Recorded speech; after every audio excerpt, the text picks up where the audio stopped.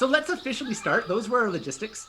We're going to be approximately an hour and 15 minutes tonight. And as I say that, I'm like, I always like plan way too much for such small spaces. I just get so excited and we get going, but we'll do our best to fit it in. There's a lot of stuff we want to dive into tonight. But this is the first in our series of calls coming up over the next 5 weeks that I'm called Living with the Seasons. And if there's a lot of interest, I'm actually thinking I might keep these going right through the rest of the winter and into the spring, and who knows, because we did a few in the fall and they were really well received. The general kind of theme that we're going with this series is the idea of helping people deepen their connection to the land as well as their knowledge of their ecosystem. And I'm a strong believer of how do we live within carrying capacity of the land and live in a good way if we don't actually understand the intricacies of the ecology that we live in and have some depth of relationship to it, like all of our ancestors once did. I just recognize that as such an important thing. So we're going to be exploring the topics of ecology and rooting it in the seasons. We're also going to be exploring topics like self-reliance and specifically food resiliency, which I think is so important and again relates to stewardship as well. And also I think really great for just kind of building confidence in these changing times. You know, there's nothing like being able to have a relationship with your food in a time when we don't always know exactly what around the next corner. And then we'll also be addressing themes of stewardship. So that's kind of the overarching theme. Now, week to week, the topics will change a little bit depending on who our guest mentors are. And we have an amazing lineup. I'm going to introduce in a few moments tonight. We have some amazing folks, Starhawk and Charles Williams joining us. Next week, my wife, Laura, who is a professional wild forager, is going to be joining us from Wild Muskoka. The week after that, we have Alexis Burnett, who is from Earth Tracks Outdoor School, a phenomenal wildlife tracker and naturalist. The week after that, we have a really good friend of mine, Caleb Musgrave, who's a Anishinaabe from Hiawatha First Nation and is just a wealth of knowledge when it comes to the land. And he runs a school called Canadian Bushcraft. And then the week after that, we have an amazing lady, Lee Earle, who's an urban wildlife tracker and an urban forager from Toronto. So a super, super fun lineup. And then I'll flag one more thing. On the 15th of the month, we have me and an amazing lady named Christina Yu. We're going to be doing a deep dive intensive into nature awareness and wildlife tracking, and that'll be a longer event. So just stay tuned for some announcements on all those. So now that we have the logistics out of the way, I want to just kind of start us off in a good way and bring all of our minds together right now. And I guess the first thing I just like to say, you know, as we dive into the topics of nature connection and stewardship, I'd really like to acknowledge the long lineage of people that have just passed down information, passed down teachings throughout generations. And I live on the edge of a place now known as Algonquin Park or Muskoka. It's an ancient mountain range on the Granite Shield. And this is the traditional and the current land of many, many different peoples. Specifically, I think about the Anishinaabe, and those are the Mississauga and the Chippewa specifically, the Huron, the Wendat, the Mohawk. And I just want to acknowledge the original teachers and the original peoples of this land that have literally tended this land for thousands of years and the role that they played in passing on some of the teachings that have allowed other people to come to this land and live in a good way. So I want to acknowledge that as we think about nature connection, as we think about stewardship tonight. And, you know, where I live, we're under something called the Williams Treaty. And I just want to also acknowledge that there's a lot of need for a continued tending of those relationships, continued learning around those places. And I would call that stewardship in and of itself. And I'll just kind of leave it there for right now, but it feels good for me to open up the experience that way. And with that said, I'm going to welcome Starhawk on right now to bring us together in some gratitude and also help us be reminded that even as we sit in front of this computer, one of my goals of this experience is that it doesn't feel like more screen time, that it's actually very refreshing, recharging, educational. So I'm going to bring Starhawk on to help us connect with nature in this moment and with some gratitude. And thank you, Starhawk.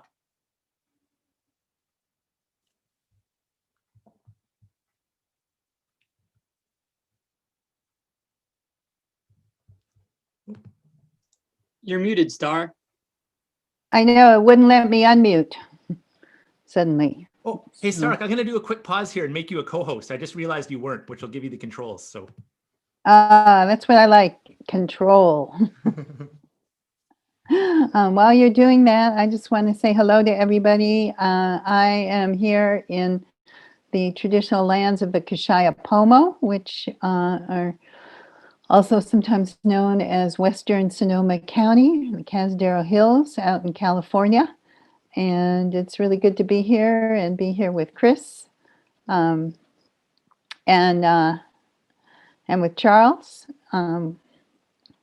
I teach in a program called Earth Activist Training, and we'll be telling you more about that in a little bit. But for now, what I'd like to suggest we do is just take a deep breath and maybe just, if you feel like it, close your eyes for a moment. And as you sit in front of the computer, or maybe you're standing, I want you to just feel your body for a moment as an animal body.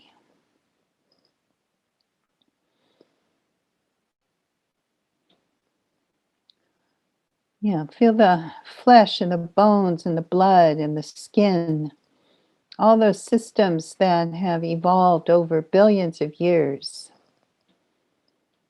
to move and to live and to eat and to do all the things that you do.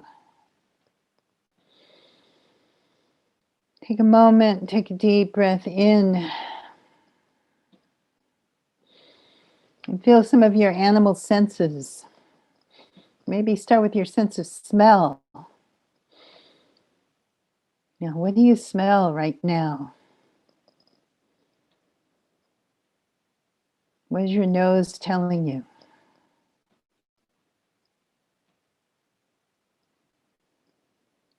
And your sense of taste. And you have a little coffee on the back of your tongue.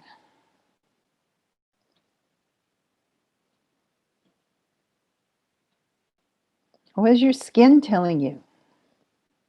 What's the temperature? Is there wind blowing? Does it feel different where your clothing is?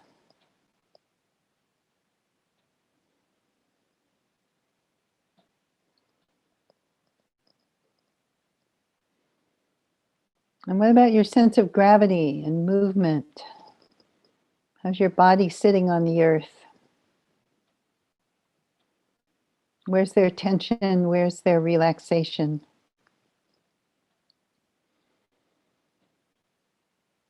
If you could open your ears, what do you hear?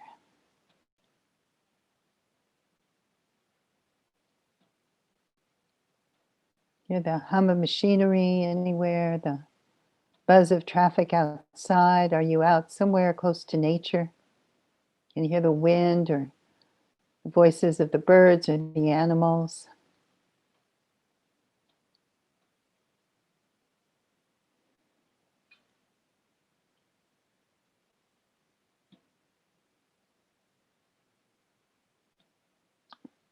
And think for a moment about that sixth sense. That's an intuition, that awareness of things you can't see. That power of your imagination. And maybe for a moment, imagine your body was not an animal, but a plant, maybe even a tree.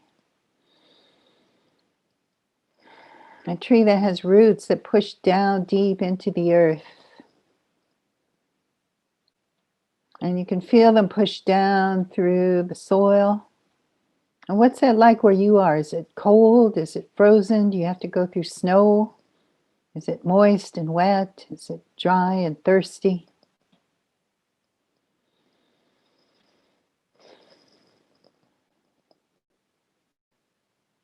How deep is the topsoil? And how much water do you feel that it holds? How much life is in it? As you push down deeper, and you feel the pools of water under the earth, how they're held in the gravels and the sands, suspended above the layers of clay. And imagine those roots could push down through the bedrock, all the way down to that heart of fire at the core of the earth. And taking a deep breath, maybe just let go of anything you want to let go of. It's been a really insane week. so many different ways. And as Chris said, there's so much emotion up right now. Maybe just take a moment and let some of that go down into that fire. And if you're carrying any anxiety, any fear, any rage, any grief, sadness, whatever from this week, you can let that go down. And imagine the earth just takes it and transforms it into pure living energy.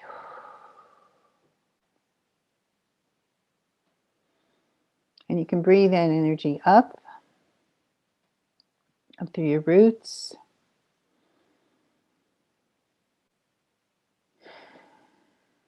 up through all those layers of different kinds of soil and rock and gravel and water, up through the topsoil, up through your feet and legs, up into the base of your spine, as if your spine were a living, flexible tree trunk, sort of reaching up. And feel the energy moving up into your heart, and from your heart up into your shoulders, up to your arms and hands. You might even want to stretch them up like the branches of a tree and feel them, that energy burst out of the top of your head like branches that reach up to the sky, sweep back down, touch the earth again, create a circle or circuit. And maybe take a breath and draw in some of that sky energy. You know, is it still daylight where you are? Is it dark already? Is there moonlight or starlight? Take a breath. And breathe out all the way down to your head, your hands, your heart, all the way down to your legs and feet into the earth. And taking a breath, feel yourself like a bridge between earth and sky with your senses awake. And now take a breath and breathe yourself back into that animal body. I can smell and taste and hear and move in a different way than a tree does. And now open your eyes. And here we are. Ah, thanks so much for pulling us together there, Starhawk. That was beautiful. It's funny, I feel like I was talking so fast when we started, and I already just felt everything slow down a little bit there, which feels really nice. And one thing that makes me think about in these times where I know a lot of us find ourselves spending so much more time in front of a computer, it's just really been reminding me of the importance, every day and throughout the day to remember that we're still in nature, and that the shelters that we're in, and even our offices are the shelters that we built within it, and that we can continue to connect with that throughout the day, even as we sit in front of these screens. So I just really appreciate you helping us do that right now and in this moment. Maybe before we really kind of dig in, I forgot to go over kind of our outline for the evening, and I'd like to just share that really quickly here. So we're going to start off, I'm going to maybe just do a quick little welcome here to Starhawk and Charles and let you folks know a little bit about who they are. And then we're going to do a fun kind of interactive piece that hopefully you'll have your journal out for. So we're going to present some natural mysteries to stretch your awareness this evening, and then break into some breakout groups and give folks an opportunity to kind of brainstorm and jam on the answers. And that could be kind of fun because we likely have people from all different parts of North America and maybe even the world here. So that'll be kind of exciting. Then we are going to tell you about a few upcoming opportunities. We'll take a real short break. We'll see how people are feeling if we need the break. And then we're going to come back, and there's kind of two pieces that we're going to close with. And I know this sounds like a lot, but I'm going to invite Starhawk to share a little bit about what nature is telling us about climate change right now. And then we're going to chat a little bit about food security right now and what we can be doing in the wintertime to grow our relationship and our self-reliance when it comes to food. So that's kind of our game plan for tonight. But first, why don't we start off by welcoming our amazing guests here. And, I know a lot of you folks don't know me, but I'm not going to share too much about myself right now. If you tune into the next few series, you're going to get to know me fairly well in the coming weeks. So I'm not going to say too much about myself, other than I'm a nature guy. I'm a homesteader. And I love helping people connect to the land. That's where my passion is.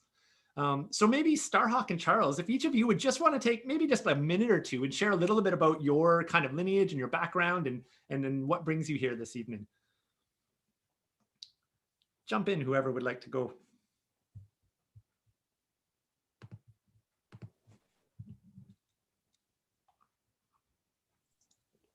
You want to go for it, Charles? I'll go for it. Hello, everybody. It's good to see you.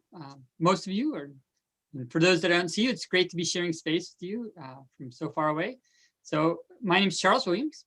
Right now, I am living in the indigenous land or the historic land of the Mi'kmaq people. And it's also called Nova Scotia.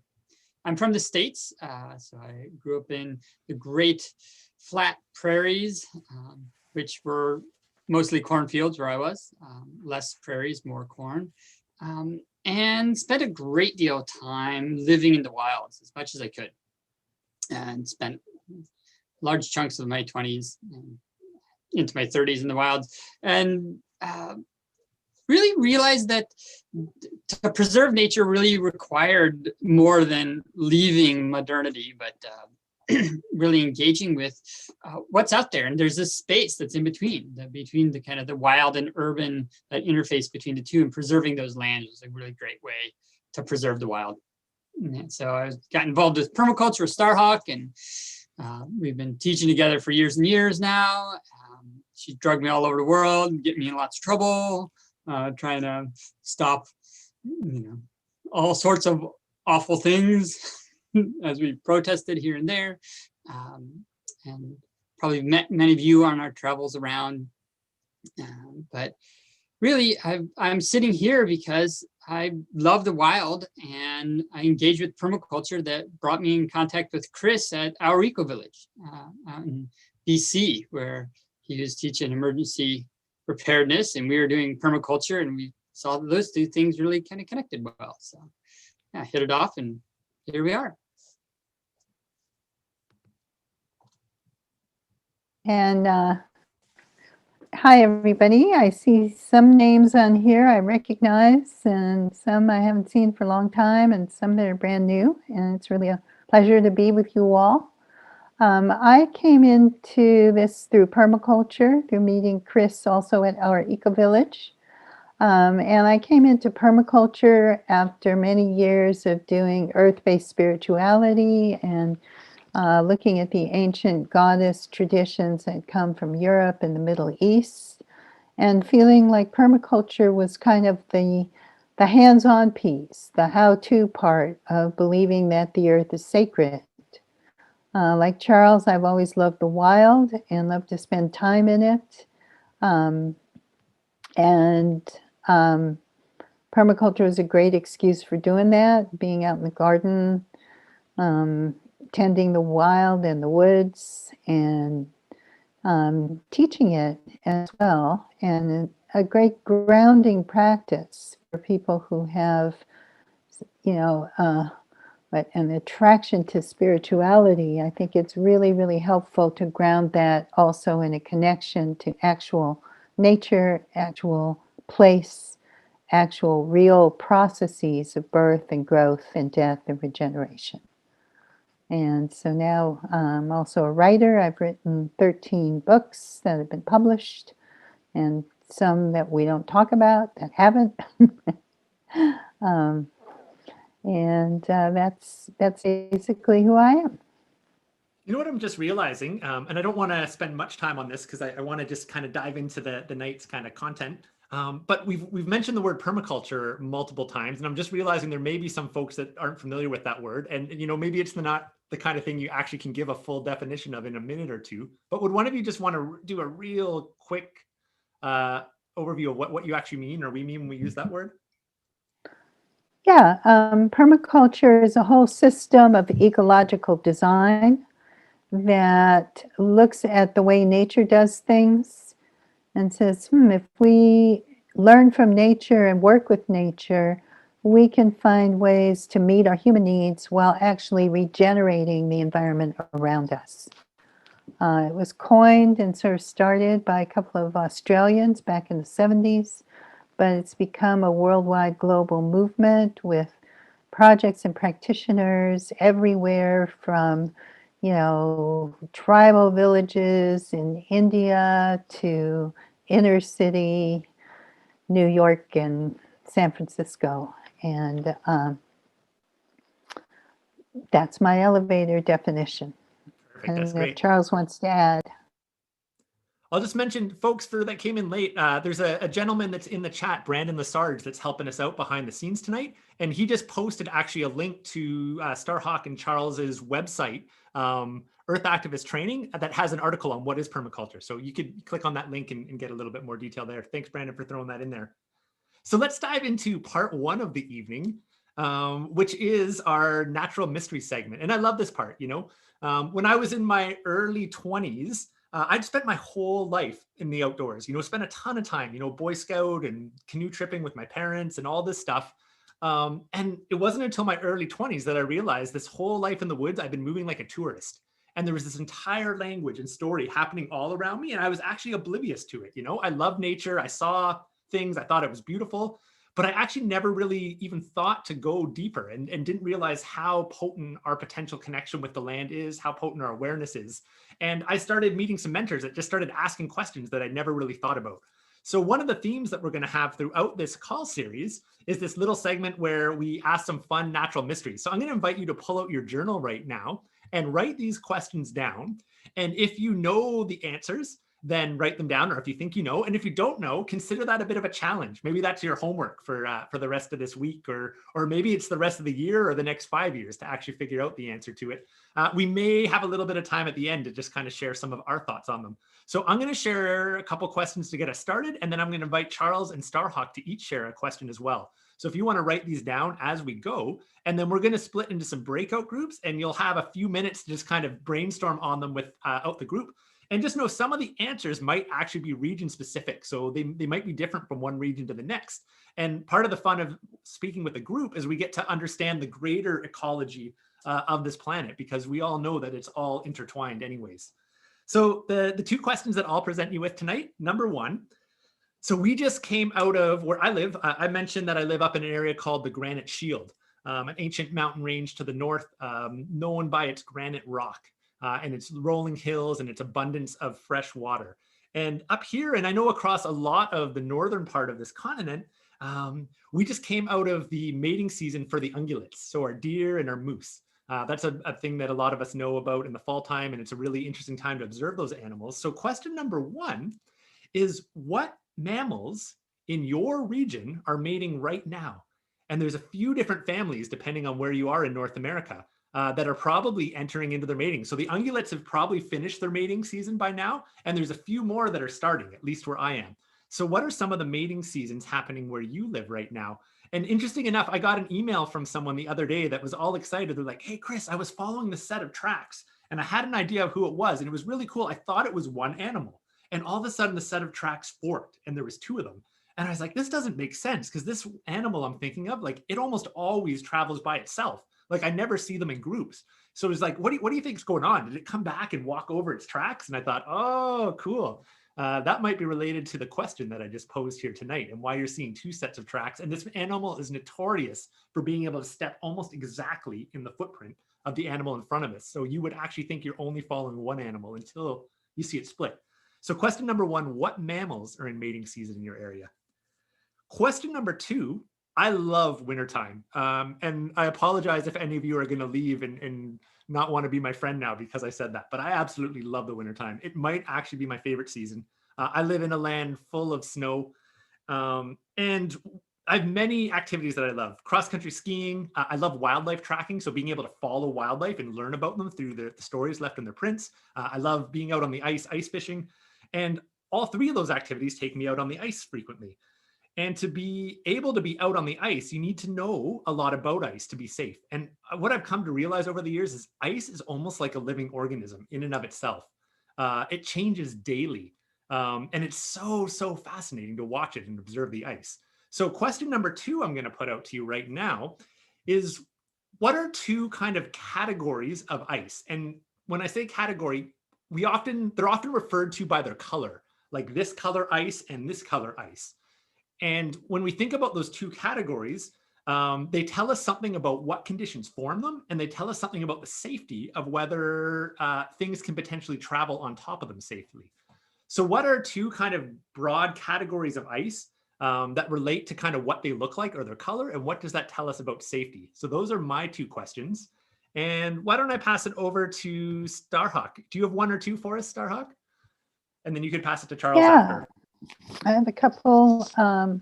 I was out in the woods today and I found this, which is a corcora. It's an Amanita calyptroderma. It's the edible Amanita. It's the one that people often die because they're looking for it and they find something that's not it and eat it. But there are some clear ways to tell that what you got really is it. So one question I have is, what mushrooms can you find right now in your area? Or if you're under deep snow up in the north, when might you be able to find mushrooms, and what mushrooms would be the first ones that you would find in the spring? And my second question is kind of what's moving through the landscape right now? I mean, here in Northern California, the salmon are gathering to swim upstream. It's very, very late, but our rains are very late this year, so it takes a certain amount of rain to fill the stream so they can actually swim upstream and spawn. Maybe where you are, it's birds migrating, maybe it's whales moving down the coast. What's on the move?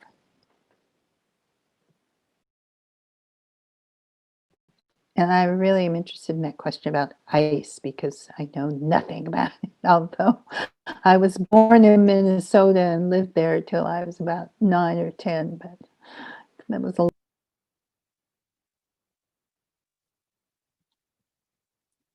Oh, you got muted. Oh, sorry, do you want to throw one or two in there, Charles? Oh, sure. So I was just out playing with my son last couple days, and it's been beautiful out here, being out in the snow. And one of the things we noticed was seeds. And I'm curious, what seeds are being dispersed right now where you live? What plants have held their seeds and are dispersing them now? And why? Why now? What's the strategy? So when you walk out, what's out there and why is it using this time of year?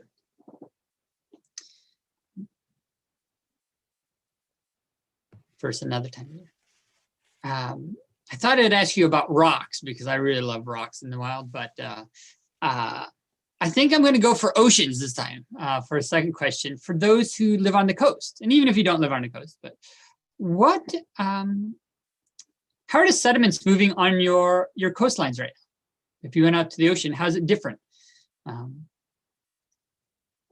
how are your beaches and shorelines changing seasonally? And what's happening this season on your favorite coastline when you go there?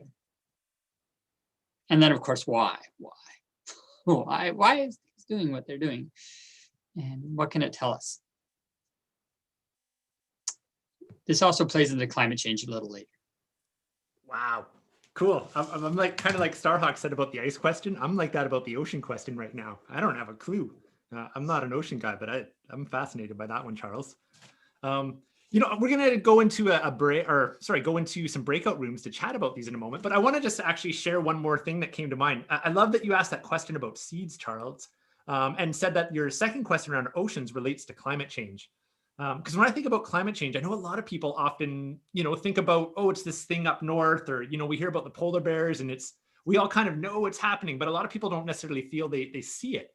And I feel like the more our naturalist skills grow, the more there's signs around us all the time that are quite obvious. And when you mentioned the seed cones there, something that we've been noticing where I live is we're not too far off the southern range of the white spruce tree.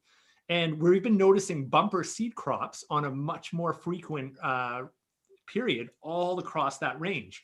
So it's just really interesting to think that why are we seeing more years of bumper seed crops? Oh, maybe it's because they're stressed. Why are they stressed? Oh, maybe that's actually a track or a sign of a more significant change when it comes to weather and other variables on the landscape. So it's just I just wanted to kind of highlight, that how these naturalist questions, although they might just seem kind of fun and it's about just knowledge, there's actually real value to some of these as well. Because knowing those seed crops maybe tells us about the changing weather. Knowing those seed crops can also tell us, if we're a gardener, that, oh, wow, there's going to be a lot of squirrels next year. I might want to prepare for that in my garden. Or we're going to have a boom of rodents over the next 3 years, which means that 4 years from now, we're going to have more weasels, which means that probably 5 years from now, we're going to see a crash, and then there's going to be another boom, and it's all going to repeat. And we're able to really start thinking ahead about these cycles, which can help us to think about how do we actually live within balance of those cycles and apply those teachings to our own lives from a stewardship perspective and a food self-sufficiency perspective. So as fun as these questions are, there's actually a lot of value in starting to be able to answer some of these things, in being able to live in a good way and in a self-reliant way on the earth in these times. So I hope you had fun with those nature mystery questions, and I challenge you to work on those in the days, weeks, and even months to come. Before we move into the next phase, kind of part 2 of our night, I want to share a couple upcoming opportunities that may be of interest to some of you folks. A few people have emailed me and said, hey, you're doing all of this for free. It's obviously a ton of work, which it is. Is there any way that we could support you? Could we send a donation or something like that? So first off, I'll say, I don't need you to send me a donation. What I would love to do is just be able to tell you about some of the upcoming trainings and opportunities that I have. And if none of those really speak to you and you still want to make a donation, then I'd encourage you to actually just give that donation to a great cause or a great charity in your neighborhood, because I'm happy to do these for free. But with that said, let me tell you about a couple of opportunities to go a little bit deeper.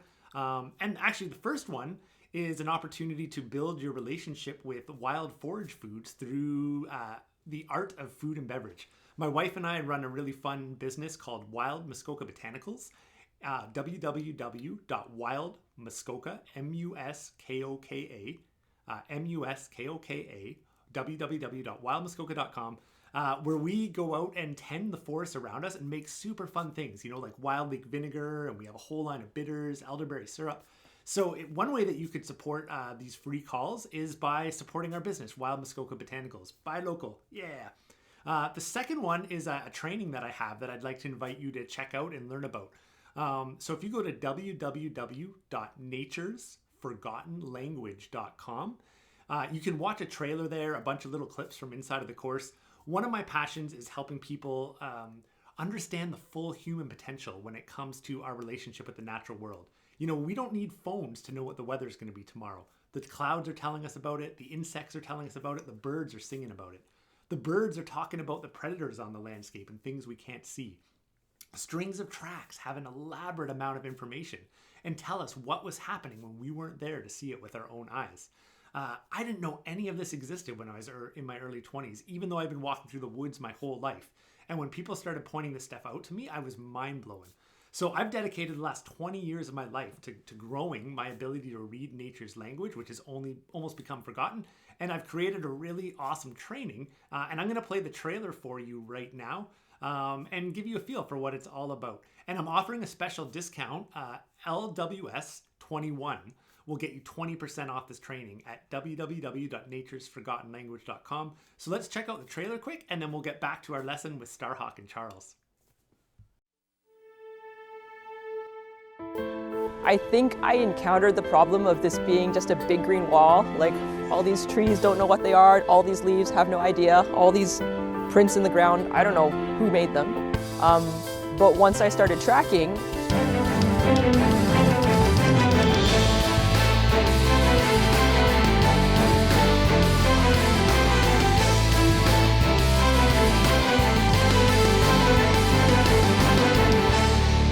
this is an ancient skill, probably the oldest skill that has existed on the planet amongst humanity. And tracking became for me not just a skill to utilize out in nature, but also something that I could use for my own personal growth. I know not just wildlife tracking, as I learned about, following the tracks, but you learn about wildlife behavior. So for me, going out in the woods on my own, I know all of the potential species that are out in the landscape. I understand about their behavior, and I feel like I can be really happy when I have wildlife encounters instead of being scared about what the unknown of what's out in the woods.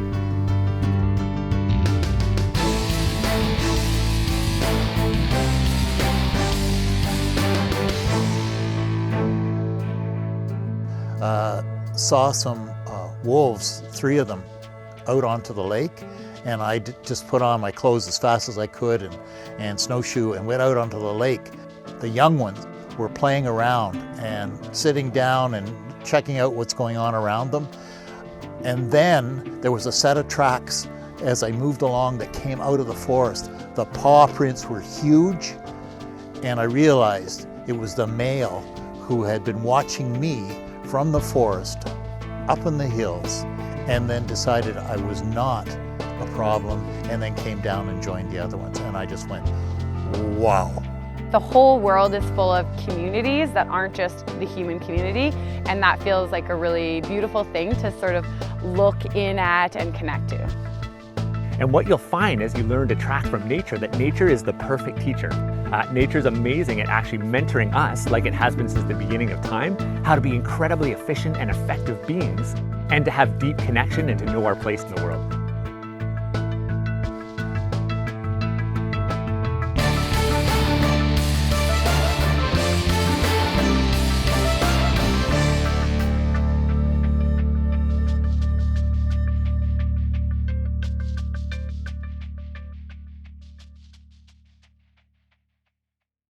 So I'm going to pass it over to Starhawk for the first question here. So I have a couple questions for Starhawk and Charles for the last kind of portion of our call here. And we're actually doing pretty good for time, so that's great. So Starhawk, you're out on the West Coast. You guys have experienced some phenomenons of nature in the past number of years, I guess I'll say.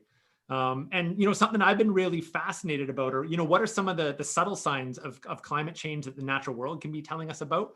And you don't necessarily need to speak to that, but I'm just really fascinated about what we can learn from nature in context to climate change. So I'd love to just pass it over to you to chat a little bit around your thoughts on that topic and what you're observing and witnessing out on the West Coast right now. Well, I'll just say there was a day last September when I woke up and it was still dark. And at first I thought, oh, good, it's still dark. I woke up really early. And then I looked at my phone and it said it was 8 o'clock. And I went, no, it must be 6 o'clock. I can't be seeing it right. And I looked at it again and it was 8 o'clock. Went outside and you could not see the sun. When the sun finally rose, it was blood red. It looked like something out of science fiction. And that was because of the smoke from all of the forest fires. We have, there's nothing really subtle about it, actually. We've had, just fire season after fire season for the last 3, 4, 5 years that have just been horrific and that have each involved, a week to 10 days or more of air quality so bad that you really aren't supposed to go outside without an N95 mask. If anybody is looking for a good investment, I'd say any company that makes masks, right? It's definitely a growth industry for the future. We've seen our fire season go from, being mostly in summer, maybe into September, but generally getting some rain in October that kind of eliminates the worst of the danger. And certainly by November, being out of the danger of fire. We've seen that extend so that, one of the worst fires we had was in November a couple of years ago. In Southern California, they've been having fire season going through December. So that has been the most dramatic and the most frightening aspect of climate change.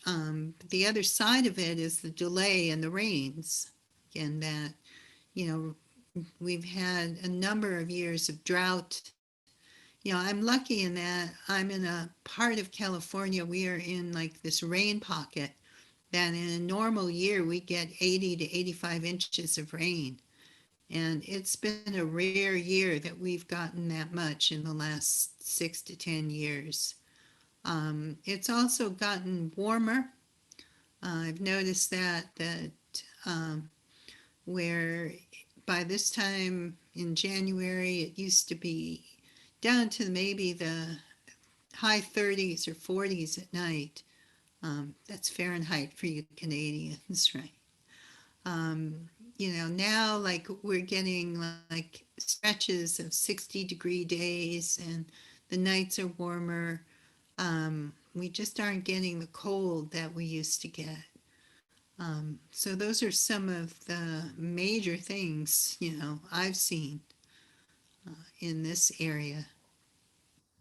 I guess one of the questions that comes to mind to me, from your background in permaculture and regenerative design, how does that start to kind of impact some of the things that you're doing around your homestead and the way that you're thinking about growing food or managing the land or thinking about even preparedness and mitigation? Do you have any kind of thoughts on adapting to this potential new reality of fires from a kind of self-reliance, self-sufficiency, and land management perspective?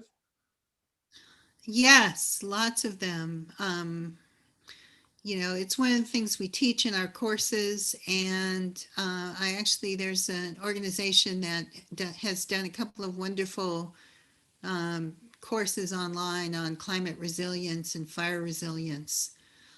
So for fire, what's interesting to me is that one of the main ways you prepare for fire is through community organizing.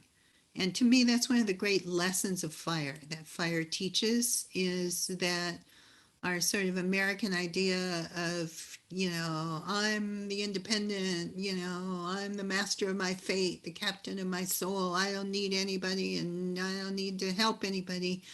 Well, that doesn't work in fire country. Nobody can fight a wildfire alone, and the community has to be united on so many different levels in order to survive, from the volunteer fire department, which is our first responders for fire and also for medical issues here in California, to the preparation that you need to do, because again, a lot of the reason our fires are so devastating is from years of fire suppression, decades of it, in our management of our forests. Um, and that's not something you can remedy just on a 40-acre piece of land. It's something that you need a community to get together. So this winter, our little area up here, we've been having community work days to do thinning and limbing up around the roads. One of the things is to reduce the fuel loads of all the little underbrush and all the thin little trees, and try to create a landscape that's more, when there's a break between the ground level floor of stuff you're growing and the crown of the trees. I've done a lot of that around my own place. And it's a constant effort. The other strategy, and the one that indigenous people here used for tens of thousands of years, was through prescribed, what we now call prescribed burning. And for them, it was a spiritual land tending burning of continually like burning small parts of the land to keep, again, that underbrush, clear that all out, keep the land from getting overloaded with these fine little fuels, and improve the health of the land. And we've done some work on bringing that back as well. The thing is, you kind of have to do both. You can't just go out and set the forest on fire. At this point, you have to actually do the work of the thinning and pruning and limbing up in order to make it safe to do the controlled burns. And the third aspect is with grazing. And maybe I'll let Charles talk about grazing, because he's like the grazing guy. And when he was here, we had a great grazing program going. I haven't found anyone to do it since he left. So if any of you are shepherds looking for a place, contact me after this. Tell him about the grazing, Charles. So when we look at climate change as a larger issue, and we're looking at massive system change, but also ecosystem collapse. So not just is it like, how do we stop fire, but like, how do we encourage ecosystems to be in balance? And ecosystems evolved with plants and animals, right? So by using grazing, we're able to mimic a landscape with engaged animals. So unfortunately, a lot of places have lost their components of the natural world. So they're grazers, a lot of grazers, especially on the prairies, they intricately interacted with fire, like fire and grazers and grasslands were part of what was together. And now that we've moved in, we look into some areas that were massively forested, or even savanna areas like parts of California, where it's been like opened up, like really opened up, and we these grasslands again between, you got houses, grass, large acres between buildings. You have these wide open grasslands, and using grazing is a great way in which to start to balance out those systems. So how do you bring ecology back? And maybe it's not what was exactly there before. Maybe that won't happen, or not easily, but maybe you can have analogs. So bringing grazing is a great way to start to manage your fuel loads. Like how do you limb up a forest? Like acres and acres and acres and acres of forest. Well, you can go out there and do it with chainsaws, which have fossil fuel and labor issues, and or you can get grazers and browsers that do that because that's what they want to do. That's part of what their goal in life is, to eat things. So you move them through the landscape, doing what they want to do and what they do really well, turning grass into fertilizer, taking carbon that is in the air, it gets pulled into like plant matter, and then putting it into the soil. So it's a way in which we can start to reverse climate change, not just like fight fire, right? Not just like stop the fire, but we can reduce fuel loads by grazing. We can help bring more carbon dioxide out of the atmosphere and put it into the soil.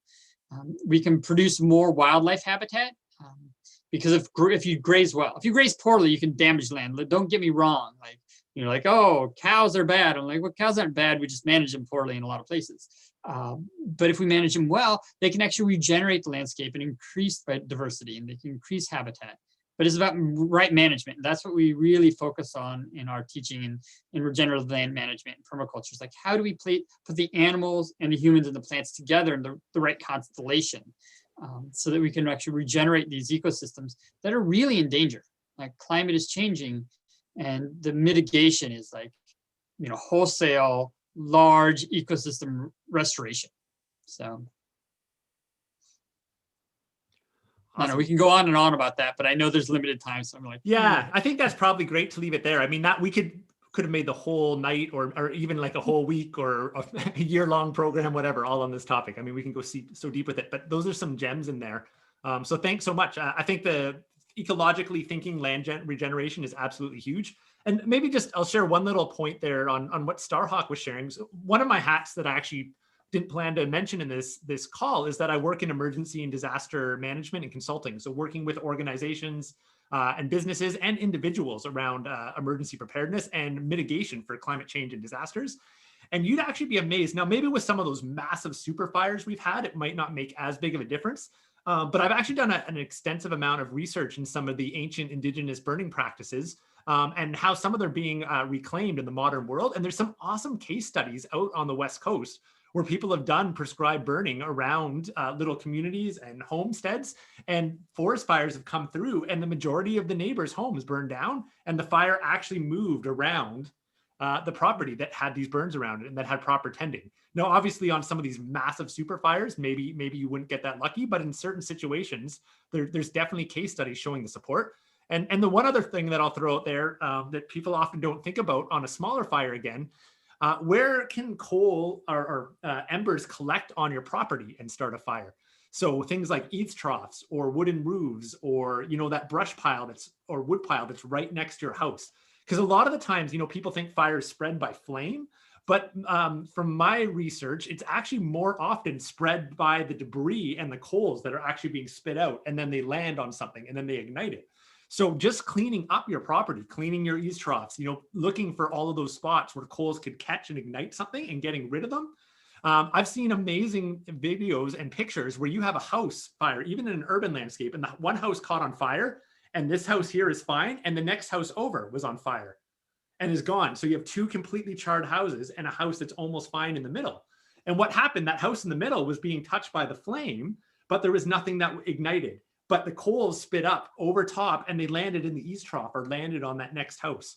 So what Starhawk was talking about, how do we tend those lands? And again, this series is all about relationship with nature. So I would say that one of our fire mitigation strategies is actually really tending and growing our own relationships with fire and really understanding how fire moves and how it is fed and what it does in the landscape as an actual resource for us in learning to work with this new reality. And the last one I'll say there before we move on, Adrian just asked a question about ticks. And for my research, yes, prescribed burning and fires plays a major role. And I certainly think there's definitely a link between some of the very large tick populations and the lack of burning on the land from my research. But let's transition. We're kind of near the end here. And hopefully, can you get Charles and Starhawk, do you have a couple more minutes for us to dive into the next one? If you need to go, by all means, I don't want to hold you past your commitment. So feel free to drop off and I'll close out if you need to go. But the last question that I'd like to kind of ask tonight for this call here, knowing that we've got two people with such amazing experience in the realms of food and food security and self-reliance. So, and maybe whoever wants to jump in first can do this. So this time of year, what are you doing related to food self-reliance? And is there anything folks at home could be thinking about? It's the winter months. Is there stuff we could be foraging? Is there stuff that we could be growing? Is there stuff we could be thinking about tending to set ourselves up for next year? What's on your mind in the realms of food as we go into the month of January here? Well, here in California, this is one of our busiest months because it's really about the only winter we get. So it's a time when we need to do pruning of fruit trees. And it's also the time for bare root planting for fruit trees and bushes. We're lucky we can pretty much grow all year.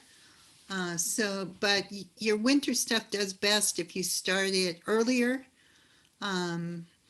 because it's hard for it to get started when it's this cold and there isn't as much daylight. But I'm lucky I've got a nice winter garden going that I started early in the year, and I have a big greenhouse. And so this is the time for starting seeds for the stuff I'm going to want to plant out in the spring.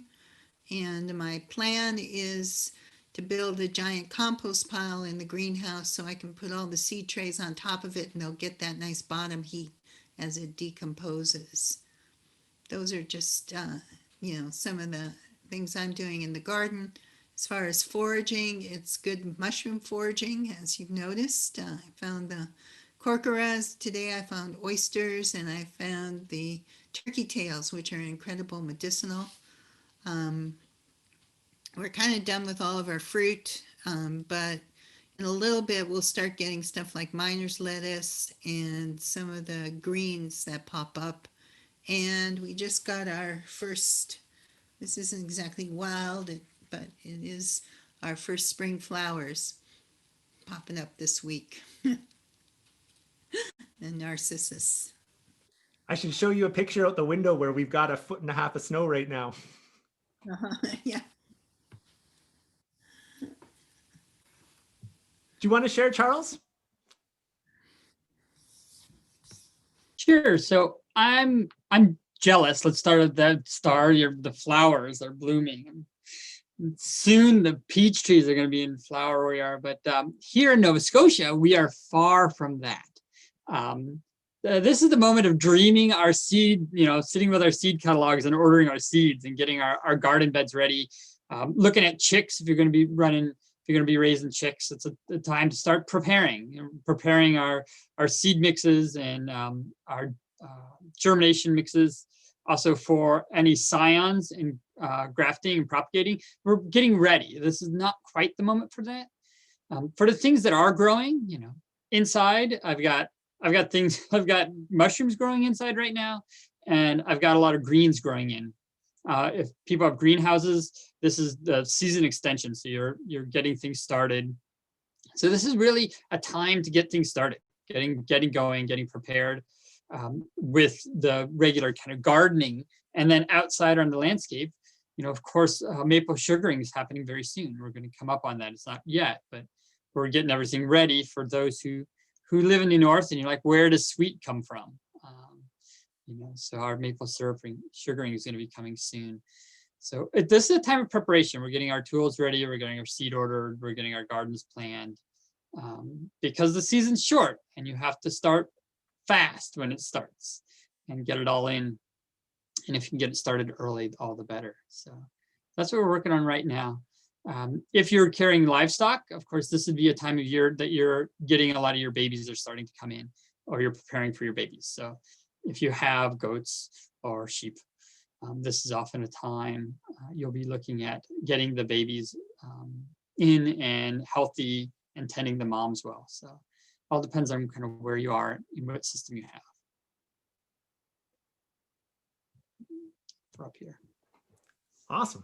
Thanks for that. And maybe I'll just share really quickly. So we've got a lot of stuff going on where I am right now. So we're under snow as well, but we're definitely doing a little bit of foraging this time of year. There's a number of winter mushrooms that are still available this time of year. So we can think about winter mushroom foraging. This is also a big time of year, actually, surprisingly, for soil building. Even though the soil is under the ground right now, we are tending our worm composter. And actually growing the populations of our worms who are making incredible castings for us. And then we'll be using those castings in the summertime, both into our compost and into our beds. But then we also take them and we mix them with comfrey, which is one of the plants in our land. And we make a compost tea, basically a natural fertilizer. And vermicomposting is an amazing thing you can do even in an urban landscape. Somebody just asked there, what are castings? It's basically when a worm goes to the washroom, the excrement that comes out of the worm. So we take all of our coffee grinds, our vegetable scraps, and we put them into this bin with the worms. The worms consume those. They create the excrement, which is really high nutrient. And we use that to create soil. And then we also use it to make our own fertilizer. So we're scaling that right now in the wintertime. And we're also collecting the wood ashes from our fire and working with the wood ashes in soil building. We live in a very acidic soil. So we're able to use those to help add some nutrients to the forest floor, just kind of like when a fire goes through and restores carbon to the soil there. And then foraging, there's also some berries in our part of the land that are still available underneath the snow. We have things like wintergreen, sometimes partridge berry under the snow. Sometimes you can still find things like highbush cranberries this time of year, which actually get sweeter after a couple of frosts. So there are still some fun edibles on the landscape right now, and we're thinking about foraging a lot right now as well in our landscape. So there's just a few things for you to think about. Next week, when Laura, my wife, comes back on, we'll actually be talking quite a bit about winter foraging. So if you're interested in the topic of foraging, winter foraging, make sure you come on back on next week. Oh, and someone just mentioned their conifer needles for tea, of course. There's all kinds of tea options actually in the winter as well. But we'll be doing a little bit more of a deep dive on foraging next week for the next call. Before we close out here, I'll just kind of mention a couple of things. I'm going to just double check. Someone sent me an email and said they tried the coupon code for Nature's Forgotten Language and it didn't work. So as soon as we get off here, I'll double check it.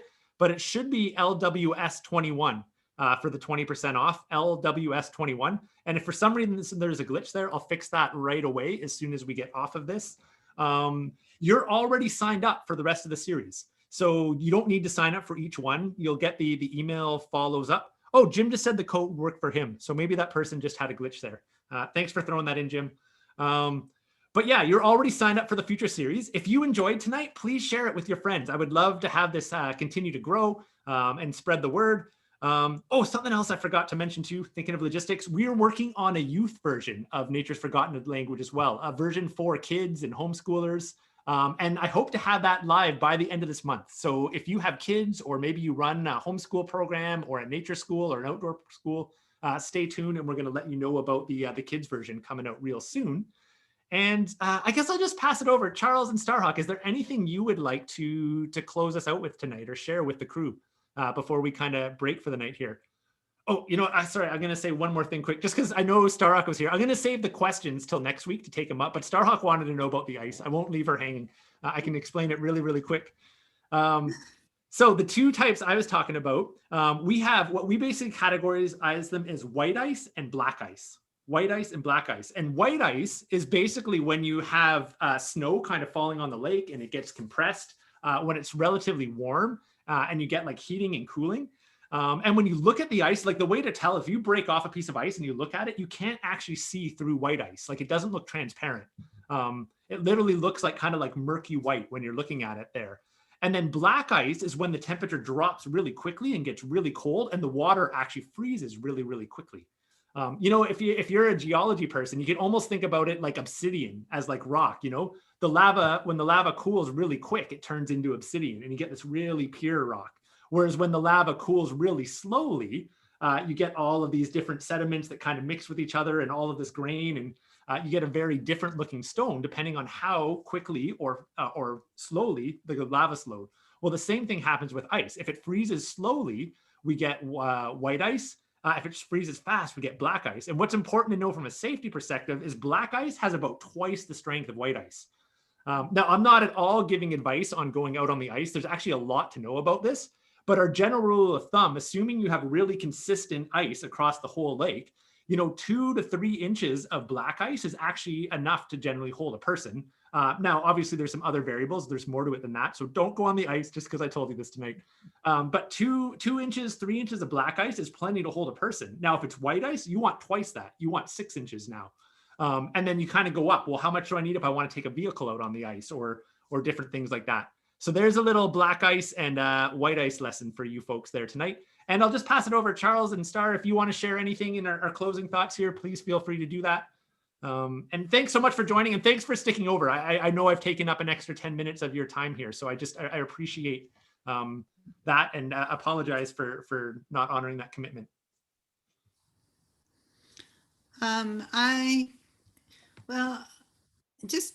I guess I would just want to say, reflecting on the events of this week, it makes me really think about how important it is to develop these skills that put us directly in contact with nature and with, you know, the kind of reality that nature represents. And I think we see a lot of people who are living in fantasy worlds, can't tell truth from fiction, are being lied to, but don't have the discernment to recognize that.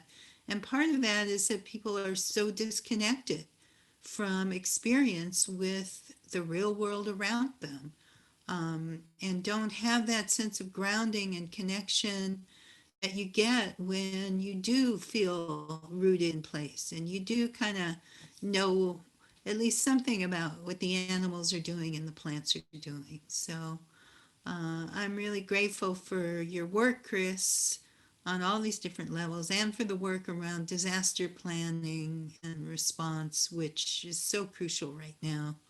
And hopefully if we do more of the nature connecting, we won't need to do as much of the disaster responding.